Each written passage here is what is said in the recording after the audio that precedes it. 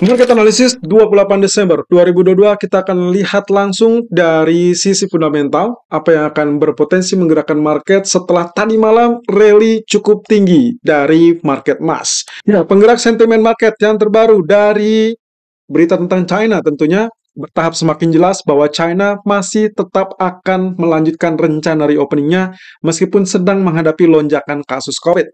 Hal ini terurai dari beberapa pernyataan ataupun pelonggaran dari aturan-aturan yang kita ketahui kemarin sudah diputuskan untuk melonggarkan terkait dengan karantina. Nah, kemudian juga kekhawatiran resesi, saya rasa ini masih tetap membelenggu dan juga membayangi market, walaupun yang kita lihat adalah pergerakan relatif stabil atau sideways, terutama untuk US dollar, yang ternyata walaupun naik juga tidak bergerak terlampau jauh. Lalu kemudian kekhawatiran resesi ini tentunya masih tetap diingatkan, bisa saja membebani ekuitas dan tentunya juga berpotensi menekan permintaan minyak. Walaupun di sisi lain, sebetulnya dengan rencana reopening China, tentunya ini akan menjadi sisi positif juga untuk minyak, permintaan minyak, ataupun bahkan permintaan safe haven emas.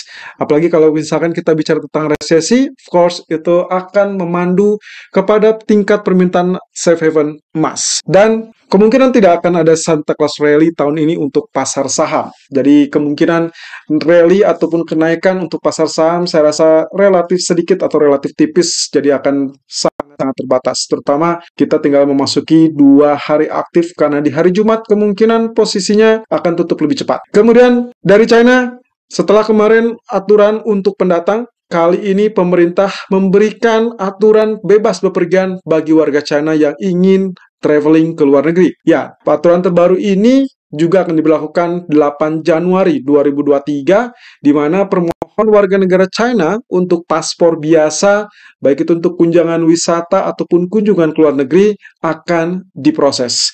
Data COVID kemungkinan hanya akan dilaporkan 1 bulan sekali, karena pemerintah mengupdate posisi dari level kategori penyakit tersebut. Ya, sebelumnya di kategori A, yaitu tingkat yang paling atas dari penyakit menular, namun kali ini diturunkan ke kategori B oleh Pusat Pengendalian dan Pencegahan Penyakit China. Kategori B ini menandakan hanya membutuhkan perawatan dan tindakan yang diperlukan untuk mencegah penyebaran. Artinya, belum tentu akan terjadi lockdown yang cukup ketat seperti sebelumnya. Kemudian juga dari Rusia, akhirnya resmi, Presiden Putin melarang kirim minyak ke negara Eropa. Hal ini dilakukan persis dengan apa yang sempat diumbar oleh pihak Rusia minggu lalu, dan akhirnya Presiden Vladimir Putin menandatangani dekret dan berlaku mulai 1 Februari 2023. Hal ini juga akan dilanjutkan sampai 1 Juli 2023. Artinya ada sekitar 5 bulan ke depan Rusia tidak akan mentransfer ataupun tidak akan mengirimkan minyak ke negara-negara yang dalam hal ini ikut serta memberlakukan batas harga minyak Rusia. Tidak ada harga dasar yang dipatok, tapi dekret ini cenderung dinilai sebagai respon Rusia yang relatif lebih lunak dibandingkan beberapa opsi yang sempat dilayangkan. Bahkan, kebijakan ini juga tidak lebih agresif dibandingkan aturan tentang gas alam oleh Rusia. Ya, menjadi pertanyaan, apakah Rusia sedang memainkan peran untuk menekan pihak Barat dan sekutu? Ya, bisa saja. Terkait dengan pembatasan yang diberlakukan terhadap harga minyak Rusia oleh G7, Uni Eropa, maupun Amerika. Produk minyak Rusia sendiri sebetulnya lebih banyak masuk di Eropa, terutama Eropa Timur. Dan ini tentunya akan berpotensi menimbulkan masalah di Eropa, dan saya rasa krisis energi akan semakin mengganggu, terutama untuk pasokan musim dingin tahun depan.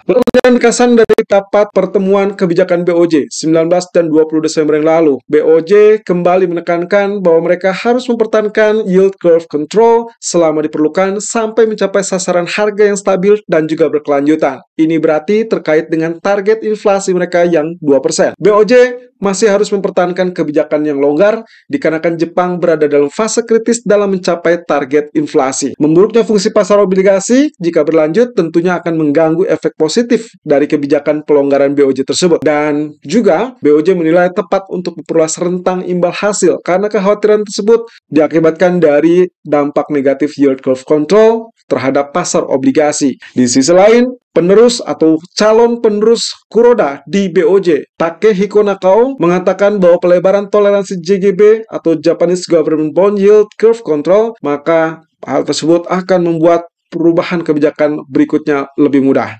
Nakao merupakan calon potensial pengganti Gubernur BOJ Kuroda yang akan habis masa jabatannya di bulan April 2023. Nakao sendiri merupakan mantan pejabat senior Kementerian Keuangan Jepang urusan internasional, di mana posisinya adalah yang paling bertanggung jawab atas keputusan intervensi yen. Dan menurut dia, pelebaran toleransi JGB Yield Curve Control meringankan beban bagi siapapun pengganti Kuroda. Nakao sendiri menilai bahwa BOJ tidak begitu berhasil menaikkan ekspektasi inflasi. Untuk ekonomi kalender malam ini, kita akan berhadapan dengan pending home sales yang diperkirakan untuk basis tahunan akan mengalami penguatan di minus 32% dari previous 3,77%. Sementara basis bulanan diperkirakan akan naik ke minus 0,8% dari sebelumnya minus 4,6%. Tentunya data yang negatif akan membuat US dollar akan mengalami penurunan, berarti akan ada dorongan yang cukup bagus positif untuk indeks saham, gold, ataupun ada currency seperti pound sterling. Tapi jika ternyata aktual lebih besar dari ekspektasi, maka US dollar akan mengalami kenaikan alias menguat, dan itu berarti problema yang sangat spesifik untuk emas kembali tertekan, indeks saham, dan juga other currency. Yang penting adalah intinya kita masih tetap menemukan atau membutuhkan bad news is good news. Dan kembali dengan outlook dari DXY, di grafik H4 ternyata masih tetap tidak banyak perubahan, dan itu berarti menandakan potensi pergerakan sideways yang memang masih terjadi sampai saat ini. Saya rasa ini masih akan berlanjut sampai akhir bulan atau akhir tahun lebih tepatnya. Ya, Anda bisa perhatikan di sini areal yang kita tandai sebagai zona tengah yang berlaku sebagai support kini bertahan sebagai areal support kembali karena kemarin memang sempat ditembus. Tapi penembusan lagi-lagi tidak berhasil lebih tinggi. Bahkan kecenderungan stuck atau terjebak di zona tengah. Jadi artinya kita masih memungkinkan akan melihat potensi pergerakan antara kisaran band atas dan juga band bawah, atau kita sebut dengan resisten atas, resisten bawah, tapi secara keseluruhan belum akan beranjak jauh dari kisaran 104 sampai 103. Nah, di sisi lain, kalau kita perhatikan dari pergerakan yang sideways tersebut, tentunya peluang untuk mulai kenaikan tergantung dari apa yang terjadi dengan data nanti malam. Sementara kalau kita perhatikan dari candlestick daily chart, kembali ditutup dengan doji candle berwarna hijau, tapi kita tidak pentingkan dengan warna body candle ataupun putih ataupun merah. Yang terpenting adalah resisten dan support yang belum juga ditembus. Artinya, secara tidak langsung juga di bagian daily chart kita masih terjebak dalam pola penahanan ataupun sideways, zona resisten dan juga zona support. Nah, selanjutnya kalau kita perhatikan dari level yang terjadi di US Treasury Yield yang ternyata berhasil beranjak menjauh. Ini berarti kalau kita asumsikan target dari double bottom, saya rasa kita akan dapatkan targetnya sudah selesai atau bahkan sudah nyaris selesai. Ya, kita lihat di sini, kalau misalkan kita perhatikan dari zonasinya, maka kemungkinan kita sudah sedikit lebih tinggi. Artinya, kenaikan tersebut melebihi target yang kita harapkan atau yang kita inginkan. Potensi target yang dimaksud adalah sudah sesuai. Dan ini berarti juga kemungkinan kita bisa saja akan melihat potensi penurunan. Artinya akan ada rejection yang kita harapkan, tapi balik lagi kita akan bergantung dengan zona resisten 3.916. Kalau memang ternyata tidak ditembus, of course itulah kesempatan untuk kembali tertekan turun bagi US Treasury Yield.